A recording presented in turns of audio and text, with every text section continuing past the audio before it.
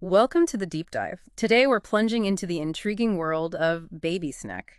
This isn't just another meme coin floating around, it's a project with a really distinctive angle, aiming to connect the digital buzz of cryptocurrency with tangible, real-world assets you can actually hold. Exactly. And we've got a pretty good set of sources to dig into this. Yeah. There's their website, a detailed white paper, the latest data from CoinMarketCap, Hmm. and a helpful FAQ section that even talks about these baby sneklets. Right, so our goal today is really to cut through the noise, understand what BabySNEK is actually trying to do by blending these two worlds, how it all works, Mm. and ultimately why it might be interesting for you, especially if you're looking to get up to speed on something like this quickly and thoroughly without feeling overwhelmed. Okay, so at its core, what is BabySNEK exactly? Well, they describe themselves as a chill, creative, and community-driven meme coin project. It runs on the Cardano blockchain. Okay, Cardano. Yeah. And it's clearly inspired by some of the big meme coins people know: SNEK, Pepe, Shaba, Darji. Their whole motto is kind of playful: swap, grow, learn, connect, shop, burn, lock, and load. The meme coin vibe is definitely there, but looking through the white paper, it seems like the ambition goes, well, quite a bit further than just being a digital coin, especially this focus on real-world assets, RWAs. Precisely. That seemed to be their main driver, bridging that gap people often feel between digital stuff and physical things. Yeah. They want to make crypto feel more accessible, more real, by connecting it to actual objects. And they have a term for it, Yeah, they're calling it the crypto of things. crypto of things, catchy. So what's the underlying problem they think this solves? Why take this approach? The white paper points to a common issue. Crypto often feels like, well, magic internet money to a lot of folks. Right, kind of abstract. Exactly. There's this perceived high barrier to entry. It feels daunting, maybe disconnected from, everyday life. And their fix is basically to make it touchable. Pretty much. By embedding the crypto, the value, into physical items, they create these crypto-loaded objects, things you can hold, but that have a verifiable link back to the digital currency. Okay, let's get into the nuts and bolts of that connection. Tell me about this proof of possession or POP mechanism. That sounds key. Yeah, this is where their unique idea really starts taking form. Poppy is their specific way of linking the physical and digital. It lets you own a token, the BabySNEK token, that's directly tied to a specific physical thing. Okay. And by actually holding both the item and the digital token, you get to participate in the whole BabySNEK ecosystem. It's meant to be a really intuitive link, digital asset, physical thing connected. So it's not just holding the token in a wallet somewhere, the physical object matters. What are the main pieces of this crypto of things idea then? They break it down into three core parts. First, obviously, the project token, BabySNEK. Mm-hmm. That's the currency for interacting online. Right. Second, there's art associated with it. This visually represents that you own both the token and the linked physical item. Like a certificate of ownership, but art. Sort of, yeah. And third, the physical collector's item itself. They want this to have its own value, maybe some utility too. Mm-hmm. And importantly, it physically holds the connection, maybe the tokens themselves, or access to NFT keys. That does create a sort of layered ownership. Okay, so they're building actual services around this concept, right? Let's walk through those. Starting with lockables. Who are they aiming this at? Lockables seem to be aimed squarely at people already comfortable with crypto and tech, experienced users who get digital assets. Gotcha. So what do you actually do with a lockable? You physically lock up a certain amount of BabySNEK tokens inside a special tamper-evident sealed real-world asset, like a collectible box or something. Okay, seal it away. Right. And as a reward for doing that, you get an art NFT. The tier or level of that NFT depends on how much BabySNEK you locked up. And the clever bit. The really clever bit, I think, is that the NFT you need to unlock those tokens later, the actual proof of possession NFT, is inside the sealed physical item too. Huh. So it's like putting your crypto in a physical vault, and the key is inside the vault itself. And you might not want to break the vault open if it's cool. Exactly. The idea is the collectible itself has value, so you have to weigh up. Yeah. Is getting the tokens back worth more than keeping the collectible intact and enjoying the other benefits? And this directly helps reduce the circulating supply of BabySNEK. Makes sense. What kind of benefits do holders of these lockables NFTs get, besides the locked tokens potentially appreciating? Well, they're talking about things like potential access to collabs with other projects, getting priority spots tier 1 whitelists, they call them, for new things coming up. There's a crypto game they're developing, exclusive roles on their Discord, contests, giveaways. So it's about joining a sort of inner circle within the ecosystem. Yeah, fosters a sense of premium access, community involvement for those who lock up tokens. And what's the hoped-for economic effect of lockables? Well, from the project side, getting people to lock tokens builds trust, shows commitment. Reducing the circulating supply could potentially push the price up if demand stays strong. They also mention a bit goes to their treasury, and they plan to use some revenue for BabySNEK buybacks. Okay, that covers lockables for the crypto savvy. Now let's switch to loadables. This sounds like it's for a different crowd. Definitely. Loadables are designed more for retail customers, people who might be new to crypto looking for an easier way in. So how do these loadables work then? It starts with a physical item, again connected to the crypto world. But here, their service includes creating a unique token for a partner project and handling the NFT minting for it. They also use a service called drip drops. Oh yeah, I know drip drops for distributing tokens easily on Cardano. Exactly. So they use that to get the partner project's tokens out to users efficiently. And for the person getting the loadable, what's their experience like? It's meant to be simple. You can easily load tokens onto your physical item through an online portal. You get an art NFT representing it, which has info for unlocking later if needed. And the physical item itself has a unique one-time code to claim the proof of possession NFT. So a much smoother onboarding, fewer technical hurdles. What perks do loadables holders get? They're looking at potential tier 2 whitelists, so still priority access, but maybe a step below lockables. Access to that crypto game again, Discord roles, contests, giveaways, similar benefits, just maybe a bit broader access. And the economic thinking behind loadables. They figure linking a real object to crypto will appeal to newcomers, potentially boosting the token price. The act of loading is seen as a fun, less scary way to get people involved with crypto perks. And like lockables, a small cut goes to the treasury, with plans for buybacks. All right, we've locked, we loaded. Now, burnables, the name says it all, almost. Yeah, burnables are aimed at the real diehards, the most dedicated community members of a project. So what are they burning and why would they do it? Users voluntarily send BabySNEK tokens to a specific address they can never get them back from. A burn address. It permanently removes those tokens from the supply. Okay, gone forever. Gone forever. In return, they get a special enhanced art NFT and a limited edition physical collectible. Apparently, this collectible comes with additional surprises, too. So it's a badge of honor for the super committed with an exclusive, scarce reward. What's the economic idea behind actually destroying tokens? Pure deflation, reducing the total supply permanently. If demand for the token holds up or grows, a smaller supply could theoretically push the price up over time. And again, some value capture for the project treasury, potential for buybacks down the line. Okay, those are the three main services built on this Poppy idea. But the website also talks quite a bit about BabySNEKLETS. How do they relate to the main BabySNEK token? They're actually kind of separate. BabySNEKLETS are their own NFT collection. They call it a mining NFT collection. These little enchanting digital creatures in a magical Miniverse. Basically, you can mint and collect these specific NFTs. Right. And what did it cost to mint one of these SNEKlets? It varied. Whitelist price was 69 ADA. Public was 77 ADA.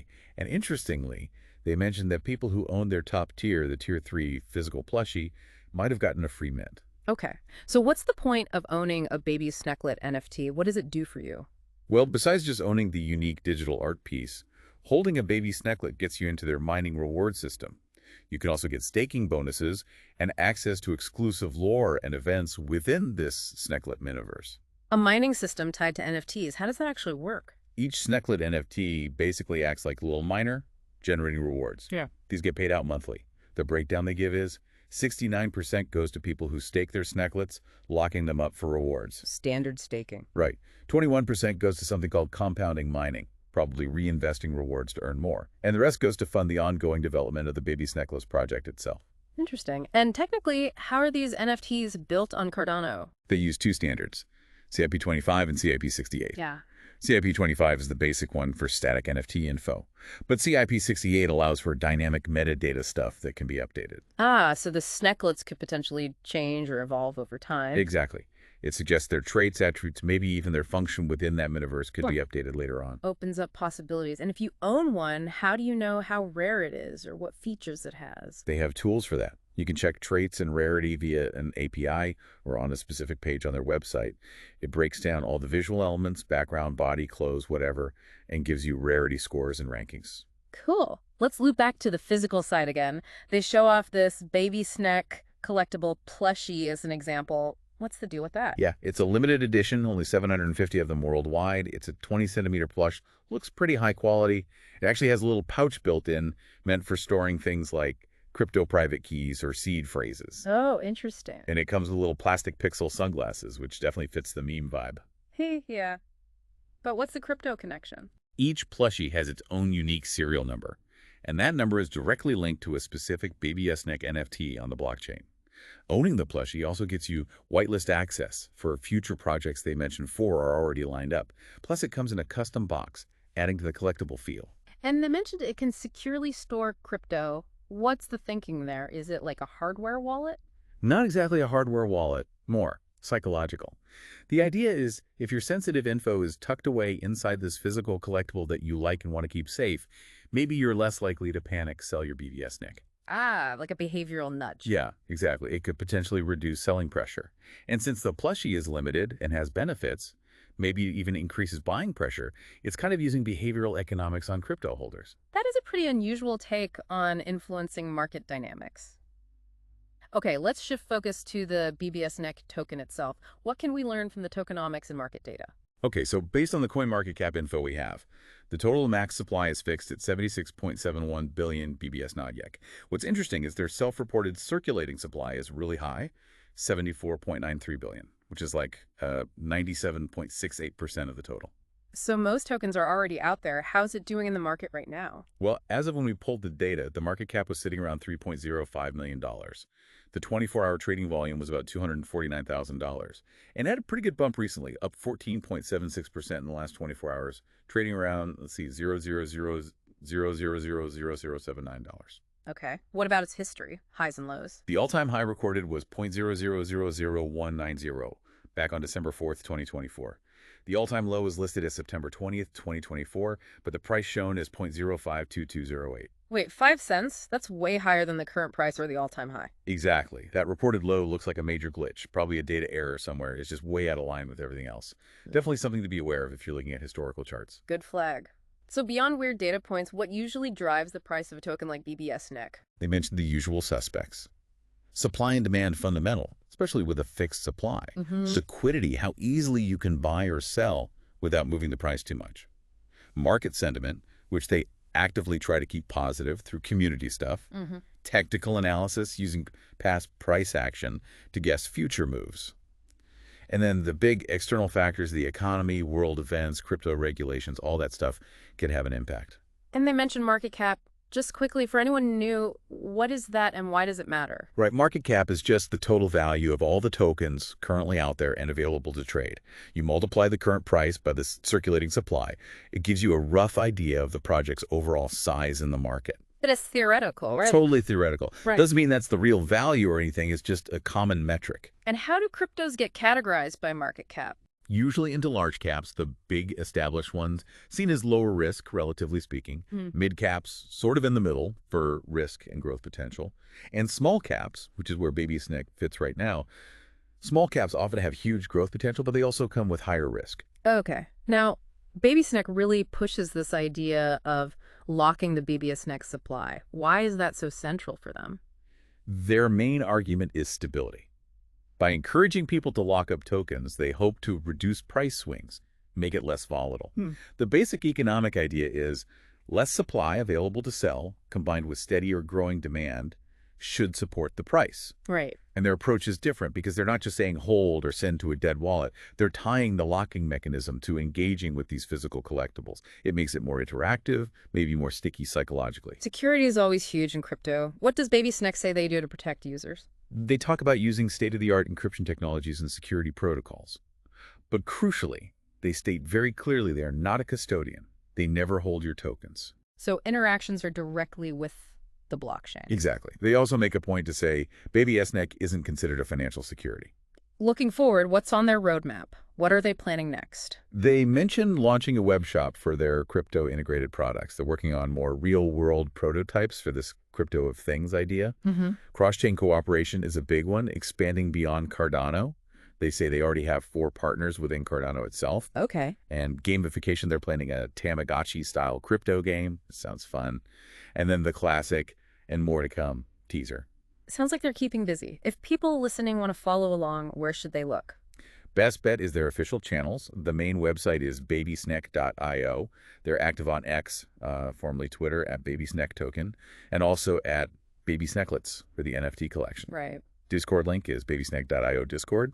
They're on Telegram, too. The Sneklets have their own site, BabySNEKlets.fun. Oh, and they mentioned Gero Wallet socials, GeroWallet.io, because there's apparently an upcoming Gero airdrop for BabySNEK holders. Plus, their website lists a whole bunch of partners like MinSwap, Wi-Fi, DripDrops, others, which usually suggests decent integration in the ecosystem. Good to see that network effect. Now, before we wrap up, we absolutely have to cover the disclaimers. What are the important warnings BabySNEK gives? They're very upfront that they don't guarantee any outcomes. They say they have no control over the price of the token or assets.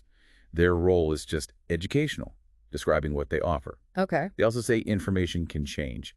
And importantly, if you do decide to break open a lockable or use the unlock feature on a loadable to get your tokens back, the proof of possession NFT associated with it gets burned permanently. So you lose access to those ecosystem benefits. Right, you lose the perks. And finally, the standard crypto warning. Participating in blockchain projects has risks. Market ups and downs, tech issues, features changing. They strongly advise everyone. Do your own research. BYOR. Always sound advice. Okay, so let's try and bring it all together. What's the main takeaway from our deep dive into BabySNEK today? I think the core idea is their really focused attempt to bridge that digital-physical divide. Taking crypto, which can feel abstract, and embedding it into actual things you can hold, and offering different ways for people to engage, whether they're crypto veterans or total newbies. Yeah, that proof of possession idea and the lockables, loadables, burnables, they're definitely interesting, sort of novel approaches to interacting with a token. For sure. And then you have the BabySNEKLETS NFTs running alongside it, with their own collecting and reward system. It adds another layer. It really feels like a project trying hard to make crypto more accessible, and building a strong community is clearly a big focus for them. So maybe a final thought for you listening. Could this kind of merging of crypto with physical items actually be a key step towards wider adoption? Could it unlock new ways we interact with digital assets every day? What other, maybe unexpected uses could come out of this whole crypto of things idea? Definitely seems like BabySNEK, and this whole trend of tokenizing real-world assets is something worth keeping an eye on. Thanks for joining us on this deep dive.